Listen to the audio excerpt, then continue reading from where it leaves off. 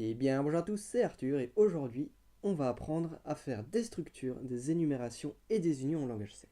Ok, on va commencer par le plus simple, le plus rapide aussi, ce sont les énumérations.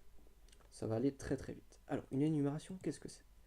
Eh bien, imaginez que vous voulez définir des valeurs qui correspondent toutes à une couleur. Alors, on avait vu qu'on pouvait faire comme des constantes littérales. On pouvait faire des constantes comme ceci, en faisant un define, imaginons jaune, jaune qui vaut 0 par exemple. Define rouge qui vaut 2, enfin 1 plutôt, etc. etc. Mais tout ça c'est un petit peu long à écrire. Eh bien en langage C vous pouvez faire ce qu'on appelle des énumérations. Vous définissez avec le mot-clé enum, c'est une énumération, vous mettez le nom de votre énumération. Moi je veux que ce soit une couleur. Hop. J'ouvre des accolades et j'oublie surtout pas de mettre un petit point virgule après. Et dedans, je mets mes constantes qui seront équivalentes aux couleurs. Par exemple, je voulais du rouge, du jaune, on va mettre du vert, du bleu, et puis on va s'arrêter là. Ok. Alors, donc là on a défini comme si c'était des constantes. On ne pourra pas les modifier. D'ailleurs, je peux essayer de vous mettre ça. On peut essayer de faire rouge égale à 8. Vous verrez que ça va faire un petit bug. L'expression n'est pas assignable. Donc en gros, vous ne pouvez pas lui affecter une valeur. C'est parce que c'est une constante de type entière. Maintenant, c'est des constantes, mais elles valent quoi ces constantes? Eh bien, regardez, on va afficher la valeur de jaune. Imaginons. Hop. Et là, elle vaut 1. Eh bien, c'est parce que lorsque vous définissez une énumération, par défaut, la première valeur vaudra 0, et toutes les autres valeurs vont être incrémentées de 1 par rapport à leur ancienne valeur. Donc, celle-ci vaudra 0 par défaut, celle-ci vaudra 1, 2 et 3. On voit bien que jaune vaut bien 1. D'accord? Maintenant, si vous voulez leur affecter des valeurs par vous-même, eh bien, c'est toujours possible. Imaginez que rouge, vous voulez le garder par défaut à 0, mais que jaune, vous vouliez lui mettre 5, par exemple. Eh bien, voilà, jaune est bien égal à 5. Il faut juste mettre la valeur des constantes dans l'énumération, comme ceci. Mais alors, si euh, les valeurs sont incrémentées par rapport à leur ancienne, au champ qui le précède, eh bien ça veut dire que le vert et le vert va valoir 6 et le bleu va valoir 7. On peut faire expérience. Hop. Voici. On voit bien que bleu vaut 7 parce qu'ils sont incrémentés par rapport à la valeur ici.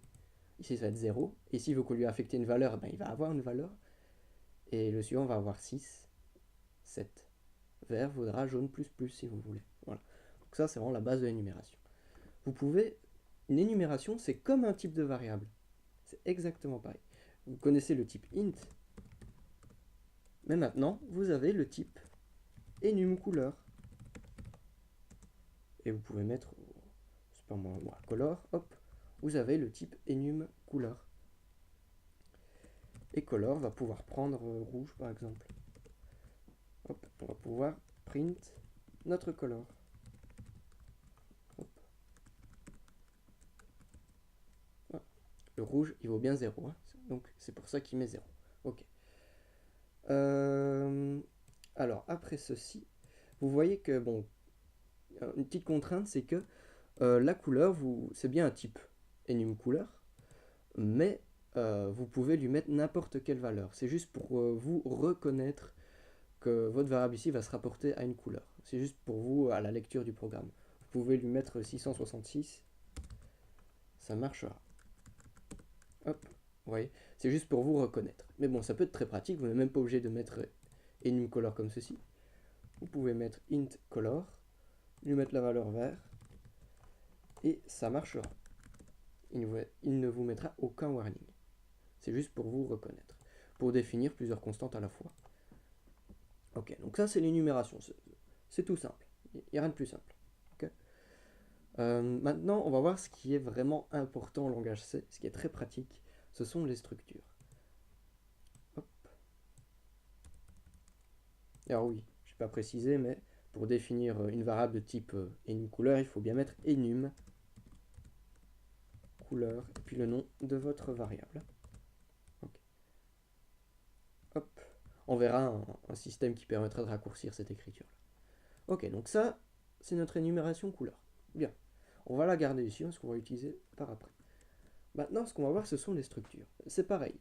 Ici, vous allez définir un nouveau type de variable. Une structure, c'est quelque chose qui va englober plusieurs variables sous un même espace de nom. D'accord? Et une structure, on l'a définie comme ceci. On met le mot-clé struct, vous mettez en le nom que vous voulez. Par exemple, ici, je veux définir, on va dire, client. Imaginons, on veut définir un type client. Hop, n'oublie pas le point virgule. C'est la même syntaxe qu'avec l'énumération. Et un client, qu'est-ce que c'est un client? Un client, ça a un âge. D'accord? On peut lui mettre un petit âge de type unsigned char. En général, on vit quand même moins de 255 années. On lui met un âge. Donc on dit qu'un client, il a un âge. De quel type? Unsigned char. Ça, c'est vous qui choisissez. Un client, ça peut avoir un compte en banque, imaginons. Compte en banque, vous pouvez avoir un solde négatif comme positif. On peut mettre un int. On va mettre argent.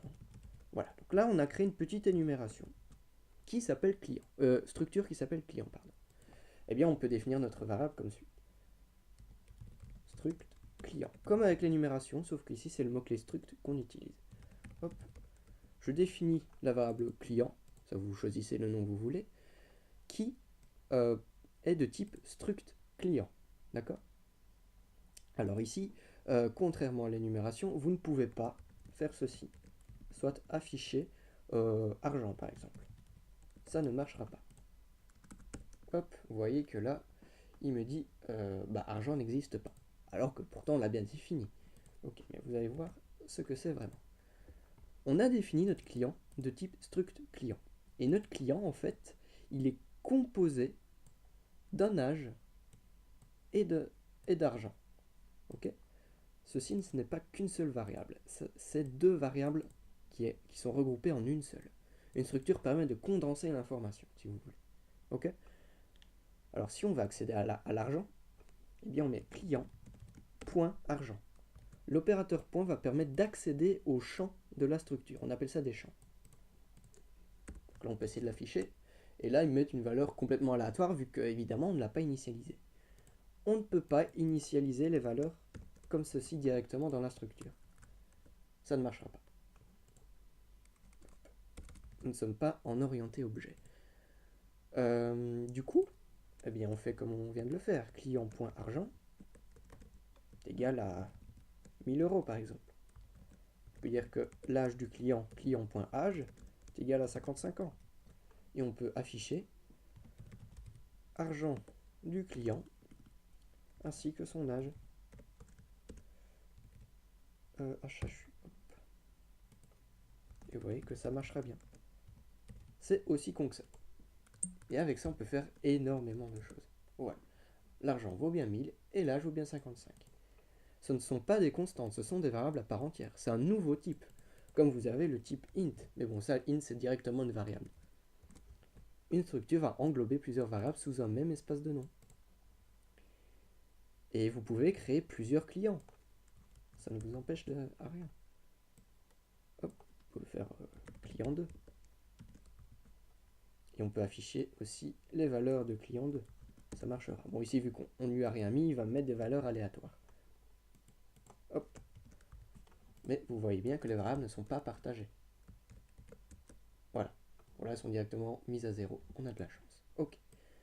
Donc ça sont les structures vraiment de base. Imaginez, vous voulez définir une structure de type 20. Voilà. Vous voulez définir une structure de type 20. Hop, on va créer un 20. Je parle bien de la boisson. Hop, on va créer un 20. Et un 20, qu'est-ce que ça a? On va dire que ça a un prix. Hop. Et un 20 a aussi une couleur. Eh bien, regardez juste au-dessus, on a défini une énumération couleur. Eh bien, on peut dire qu'il y a une variable de type enumCouleur dans le champ de la structure. Et hop, couleur comme ceci. Oups. Avec 2 points, c'est toujours mieux. Voilà. Hop. Donc là, on définit notre 20. Regardez, ça va compiler, ça marche. Hein. Voilà. Et on peut définir que 20.prix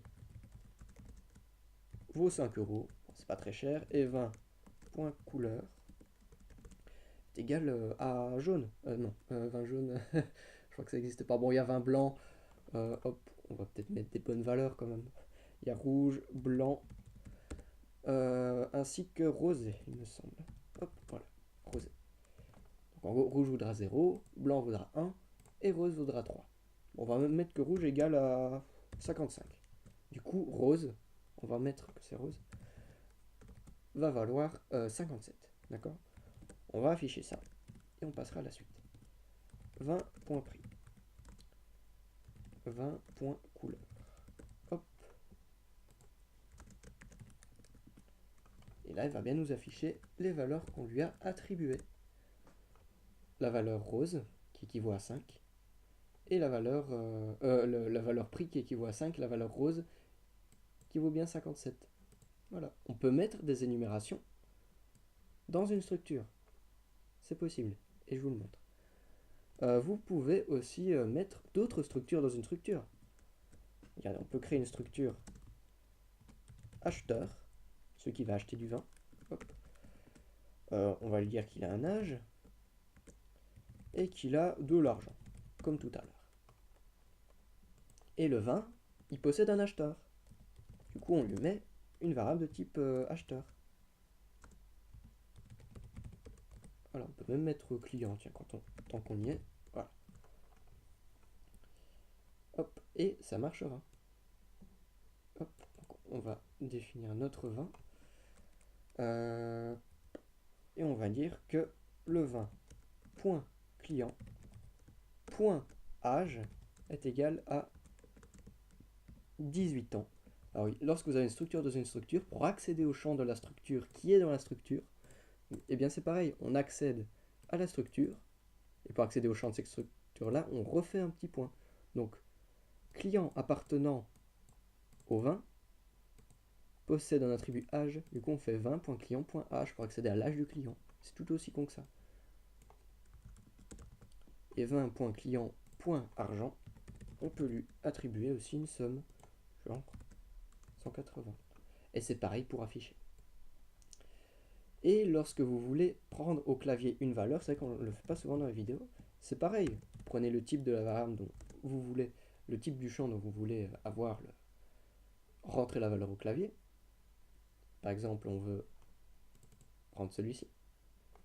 On prend 20, oups, on prend 20.client.âge, sans oublier le petit et commercial du début pour avoir l'adresse de la variable et pouvoir la modifier. Hop, comme on l'a vu au tout début de la formation. Alors là, il attend un numéro, on l'entre. Bon, on ne l'affiche pas, mais bon, c'est pareil. On met ça dans un printf %d, on enlève ça et ça s'affiche. Ok. Donc ça, c'est les structures en basique. Vous pouvez mettre des énumérations dans les structures, des structures dans des structures et aussi des unions, mais ça on les verra juste après. Alors, oups, struct acheteur. On va garder celle-là. Hop, acheteur. Alors, je vais montrer aussi une petite subtilité.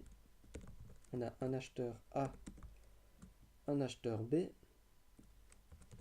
On va dire que A.âge est égal à 55. Et on va dire que B égale à A. Alors, si j'affiche rien, ça va pas le faire. Hop, B.âge. On va voir ce qu'il va nous mettre. Et là, ça marche. On peut affecter comme ceci plusieurs structures entre elles. D'accord? Donc là, j'ai copié A dans B. C'est qu'une copie. D'ailleurs, on peut afficher les adresses pour montrer que c'est vraiment une copie qui se fait et pas une affectation. Une affectation d'adresse. BA.âge, hop, %P. Ça, c'est comme on a vu après la vidéo. On met l'adresse des variables pour les afficher avec le %P. Hop, et on voit bien que c'est des adresses différentes. Hein. Du coup, c'est bien une copie qui s'est effectuée ici. Ok. On va garder l'acheteur. Je vais vous montrer une dernière subtilité qui est quand même très pratique. Ah oui, avant ça, la taille d'une struct, d'un type struct. Qu'est-ce que c'est que la taille? Vous vous rappelez, l'opérateur sizeof vous indique le nombre d'octets que prend un certain type de variable. Le type int prend 4 par exemple. Et bien ici, notre struct acheteur contient deux types int, c'est-à-dire 4 plus 4 octets. Du coup, il nous affichera bien 8 octets. Hop, voilà, 8 octets. Mais maintenant, si je mets un type char, où on va prendre vers un combinaison aléatoire, f, là, qu'est-ce qu'il va m'afficher? 12. Pourquoi? Parce que il va toujours prendre la valeur de la taille de votre struct, de votre structure, sera toujours un multiple de la plus grande taille qui apparaît dans votre structure. Donc ici, la plus grande taille, si c'est 4, 4 et 1, bah c'est 4. Du coup, vu qu'il y a 3 variables, il va faire 3 fois 4 et ça fera bien 12. Maintenant, si j'ai des shorts, la plus grande taille sera de 2 octets. Du coup, logiquement ici, il nous mettra 6. Ok. Hop, on va enlever ça et je vais vous montrer la dernière chose à voir avec les structures. C'est que on peut dire à votre structure, je veux que l'âge soit codé, imaginons, sur 5 bits. Bah, c'est possible. Et que l'argent soit codé sur 3 bits. Pourquoi pas? Et là, votre structure ne fera que 4 octets au lieu de 8. Pourquoi?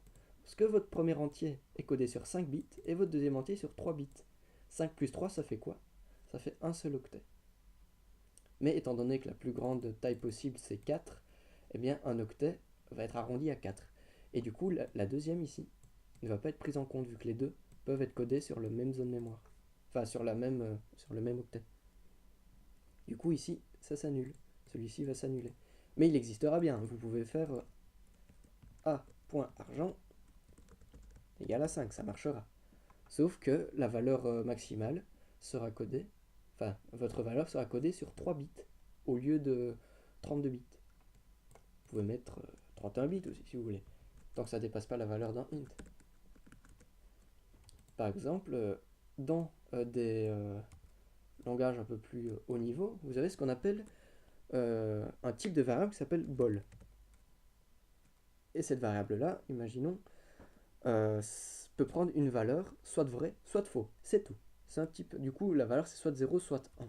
Eh bien, vous pouvez le créer ce type-là en faisant struct bol. Vous créez un type booléen. Hop. Et vous mettez n'importe quoi, une valeur la plus petite possible, on va dire unsigned char. Hop. Et vous mettez valeur. Val comme ça. Et elle est codée sur quoi? Sur un seul bit. Vu qu'il ne peut avoir que deux états. Un type booléen n'a que deux états. Hop. Et on peut même créer une énumération qui va s'appeler bol. Comme ceci. Avec faux et vrai. Faux qui prendra la valeur de 0 et vrai qui prendra la valeur de 1. On peut même prendre ceci. Hop. Enumbol var. Par contre, ça, je ne suis pas sûr. Si, ça marche. J'étais plus très sûr. Vu qu'elle ne se met pas en couleur. Donc là, on a défini quoi? Une structure bol qui a une variable, enfin une valeur englobée qui s'appelle val, qui est de type énumération bol et qui est codée sur un seul bit. Comme ça, on a simulé un type booléen. Struct bol, variable, ok. var.val est égal à false, imaginons. Et là, il m'affichera bien 0. Voilà comment on peut créer un type booléen. Voilà. Maintenant, ce que vous pouvez faire, le problème ici, enumbol, de quelle taille est-ce que ça vaut? Peut-être ça le petit problème, c'est que ça vaut toujours 4 octets. Et je vous le montre. Hop. Struct bol, ouais, c'est ça. Hop, voilà, ça vaut 4 octets. Ceci vaut 4 octets. C'est de toute façon, ça équivaut à une variable entière, hein. Enfin un type entier. Mais autant mettre unsigned, putain je sais plus écrire, unsigned, voilà, char. Comme ça, vous limitez le nombre d'octets, et ça vaut bien un seul octet ici. Et un seul bit ne sera utilisé. Hop. Là, vous pouvez créer un type bol comme ça. Maintenant, il y a un truc qui est chiant, c'est qu'il faut à chaque fois écrire struct devant. Vous avez quelque chose qui s'appelle le typedef struct bol. Struct, j'ai dit, je ne sais plus écrire struct.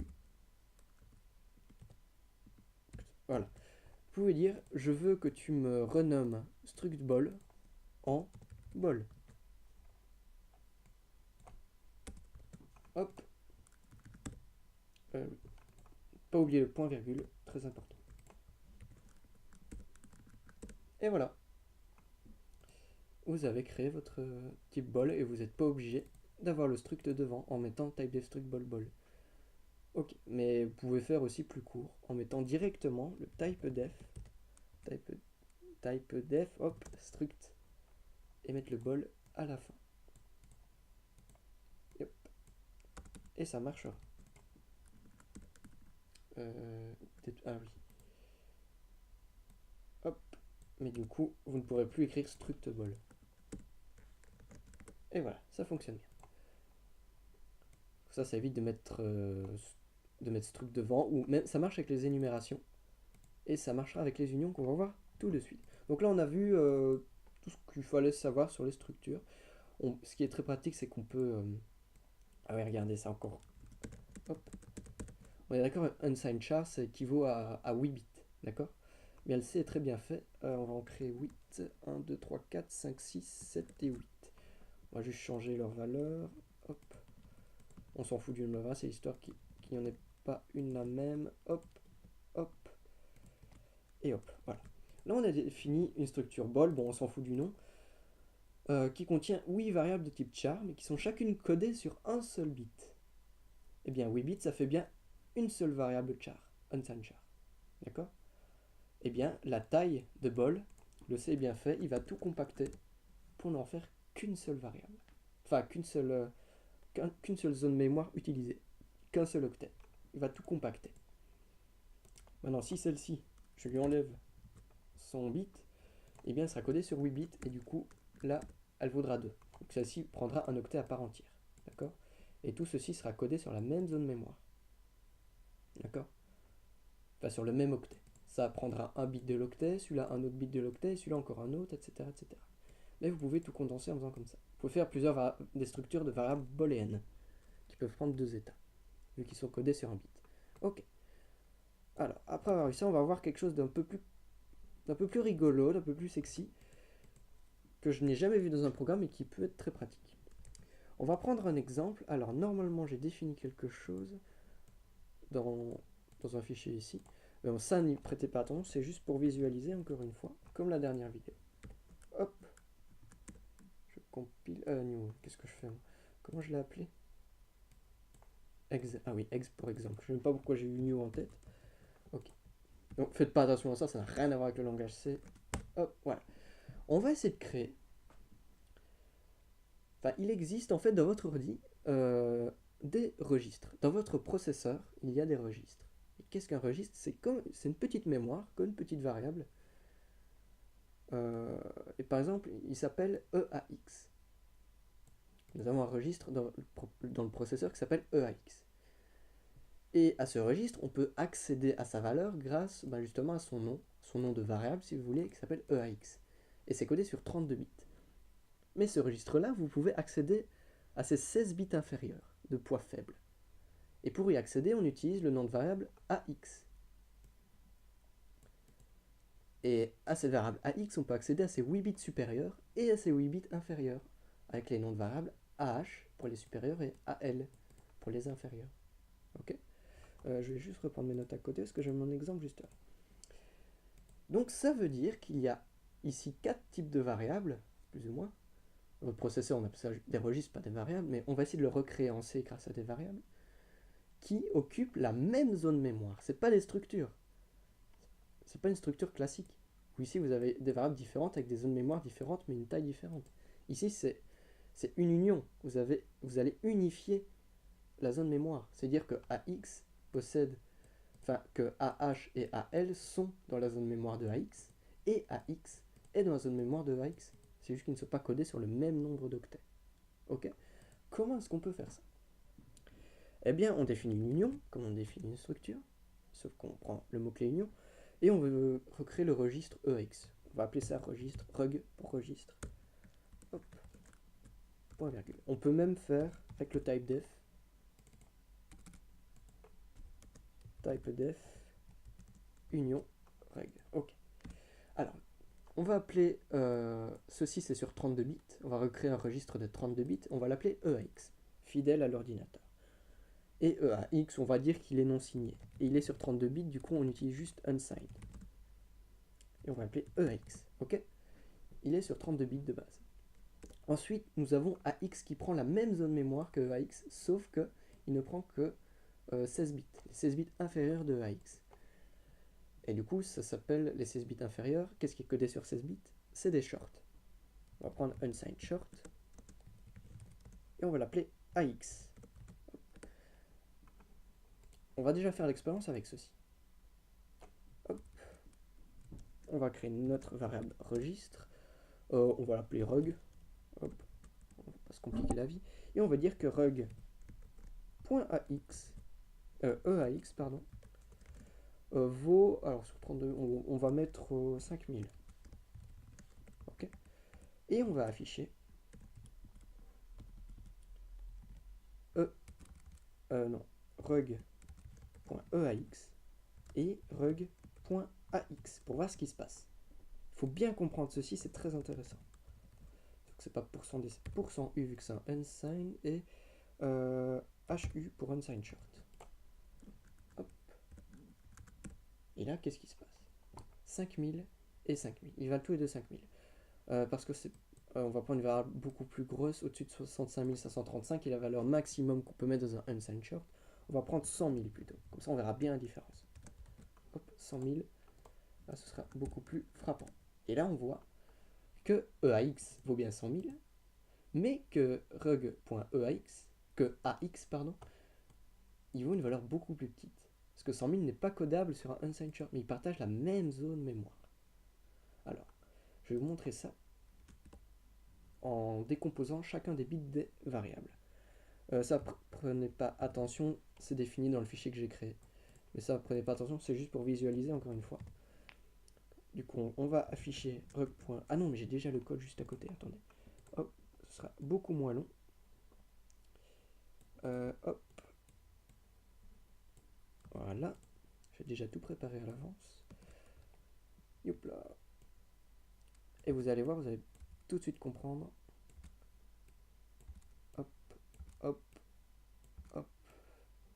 Et hop. Alors ici, par contre, celui-là, on n'a pas encore fait. Du coup, on va le mettre en commentaire. Juste, je vais le réappeler rug, et enfin rug. Ok, on va afficher leur valeur. On va mettre 100 000 toujours. Voilà. Prêtez pas attention à ceci, hein. C'est juste pour vous afficher en binaire. Union register, qu'est-ce que j'ai fait? Oui, c'est pas union qu'il faut mettre vu que j'ai mis un type def, hein. Du coup, c'est juste rug. Hop. Je réafficherai bien aussi l'exemple. Hop. Non. Voilà. Ok. Donc là, on a EAX, rug.eax. Donc ça, c'est... par contre, c'est pas bin, c'est color bin, ce sera nettement plus visible. Hop. Voilà. Donc ceci, c'est la valeur qui est contenue dans rug.eax. Donc soit de 100 000, d'accord? Sur 32 bits. Il y a bien 32 bits ici, vous pouvez compter. Donc ça équivaut à ceci. Et juste en dessous, c'est la valeur contenue dans AX. Et on voit que AX, c'est bien les 16 premiers bits de EAX, de rug.eax. Ok, donc ça veut dire qu'ils partagent exactement la même zone mémoire, mais que ces variables-ci ont des tailles différentes. D'accord? Et on peut même regarder la taille justement d'un type union avec le sizeof. la taille d'un type union, eh bien, va prendre la valeur de la plus grande variable, en fait, qui existe dans ce type. Et ici, c'est le unsigned qui est sur 4 octets. Du coup, il vaudra 4 octets. Voilà, c'est juste ça. Hop. Donc là, on voit bien que AX est bien la même zone de mémoire que AX, mais c'est juste qu'il a une taille différente. Et on peut accéder comme ceci à la valeur sur cette bit de EAX, du coup. Ok, maintenant on va créer justement AH et AL. Eh bien, vous me direz, bah, c'est facile. Hop. Oups. Et on va mettre aussi AH. J'ai pas mis AH dans mon exemple. Ah si, je l'ai mis. Hop, je dois juste le remettre sous. Voilà. Color bin, excusez-moi, ça prend un peu de temps. Mais j'aime bien avoir ces exemples-là pour vous montrer. C'est vraiment un des meilleurs exemples que je peux faire. Vous allez me dire que pour AL et AH, bah, c'est normal, quoi. On fait comme tout à l'heure. Vu qu'ici c'est un sur 8 bits, on va prendre un unsigned char. On va prendre AL et encore un unsigned char. Hop. Et on va prendre AH. Ben, regardons. Alors, on a toujours nos deux valeurs ici. EAX, AX. Ici, nous sommes censés avoir AH. Non, AL, pardon. Ici c'est AL et là c'est AH. Mais c'est bizarre. On voit que AH ne possède pas les mêmes bits ici qu'il devrait avoir. C'est quand même assez bizarre. Par contre, AL, lui, oui. Là, il n'y a aucun souci. Il prend bien ces bits-là. Okay. Mais pas AH. AH, normalement, devrait être égal à ça. Et pourtant, il est égal à AL. C'est exactement le même que AL. Pourquoi? Eh bien, parce qu'ils suivent dans l'union. Du coup, ils sont tous au départ de la valeur de EAX, soit dans les bits de poids faible. Or, nous, ce que l'on veut, c'est que AH soit dans les bits de poids fort d'AX. Et comment est-ce qu'on pourrait faire ça? Eh bien, en fait, on peut créer une structure anonyme dans l'union. Regardez, on crée une structure qui n'a pas de nom, et on va mettre nos deux variables dedans. Comment est-ce qu'il va interpréter ça? Eh bien, il va se dire, ok, j'ai une variable EAX ici, ensuite j'ai une variable AX qui va être dans la même zone de mémoire que EAX, ensuite j'ai une autre variable ici. Et la variable, c'est quoi? C'est une structure entière. Et dans cette variable-là, il y aura quoi? Il y aura AL, qui sera le début de la valeur de cette variable. D'accord? Et AH, qui sera la fin de la valeur de cette variable. Okay. Alors qu'avant, c'était deux variables différentes, du coup, qui commençaient au même endroit. Ici, celle-ci se situe dans les bits de poids faible de la variable et celle-ci dans les bits de poids fort. Et vous allez voir, du coup, que cette fois-ci, ça marche bien. Nous avons EAX, AX qui prend bien les bonnes valeurs, les 16 bits inférieurs. Nous avons AL qui prend bien les 8 bits inférieurs d'AX. Et nous avons AH qui prend bien les 8 bits supérieurs de AX. Vu que ces deux ici, c'est comme si c'était la même variable. D'accord? C'est une structure. C'est juste une structure avec des variables qui se suivent en mémoire. Alors que si on les avait mis directement dans l'union, ces variables ne se suivaient pas en mémoire, mais avaient exactement la même mémoire et du coup se confondaient. Donc ici on a simulé un registre en fait du processeur avec une union. Toutes ces variables là ont la même zone mémoire. D'accord? Vous pouvez mettre, si vous voulez, quand même un nom. Ça marchera. Sauf que pour accéder à ces champs-là, il faudra mettre en plus rec.nom.al. nom.al. C'est juste la différence. Ouh! Qu'est-ce qui se passe? Ah oui, non, c'est... apparemment, elle aime pas trop. Yop, je dois confondre avec quelque chose d'autre. Non, mettez des variables anonymes. Ce sera beaucoup mieux. Parce que là, il a pas l'air d'aimer. Ouais, non, à mon avis, c'est parce que je mets ça dans mes trucs comme ça, il aime pas trop. On va juste retester sans ce merdier là. Hop. J'ai pas envie de voir. C'est bien normalement, ça devrait marcher. Ah, c'est peut-être en même temps time def, mais. Alors, ça m'arrive parfois de bugger sur un petit truc. c'est possible. Hop. Ouais, non, il aime pas du tout. Il aime pas du tout. Est-ce qu'on peut mettre directement un type def struct? Peut-être qu'on peut pas directement mettre ça dans une variable. Ouais, non, il aime pas. On ne peut mettre que des variables anonymes là-dedans. Ok, maintenant on le saura. On peut pas tout savoir non plus. Hop. Et donc voilà, là on a créé une union. Donc une union c'est quoi? C'est comme une structure, sauf que tous les champs ne se suivent pas en mémoire, mais sont confondus à une même zone mémoire. C'est juste la différence. J'ai mis du temps à comprendre ce que c'était, mais on me l'avait pas très bien enseigné. Enfin bon, voilà, je pense que c'est tout ce que j'avais à dire. Je regarde vite fait si je n'ai rien oublié. Et vous pouvez mettre... Ah oui, je l'ai montré le type def. Alors, les énumérations, c'est bon, j'ai montré. Les structures, dans les structures, je vous ai montré. Le size of aussi, ok. Et ben voilà, je pense que c'est tout ce qu'on a vu. On pouvait mettre des unions dans des unions. Une union n'est qu'une structure après tout. Mais par contre, vous ne pouvez pas. On va prendre l'exemple d'une structure. On va l'appeler A, on s'en fiche. Vous ne pouvez pas mettre une variable de type struct A à l'intérieur d'une structure. Hop, ce n'est pas possible. Hop. Tout simplement parce que s'il définit une struct A là-dedans, qui s'appelle D, ben D aura aussi une struct A en tant que champ, une struct A qui va s'appeler D, etc., etc., à l'infini. Et du coup, ça, il n'aime pas. On verra avec les pointeurs, par exemple, que là, c'est possible. Mais ici, pour le moment, on ne peut pas. Ok.